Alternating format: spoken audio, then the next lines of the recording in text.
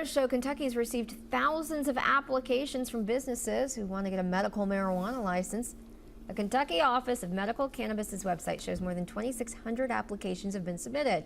More than 2,200 are for dispensary license applications. About 250 are for cultivators. 117 are processor applications. No more applications will be taken. A lottery next month will determine who gets a license.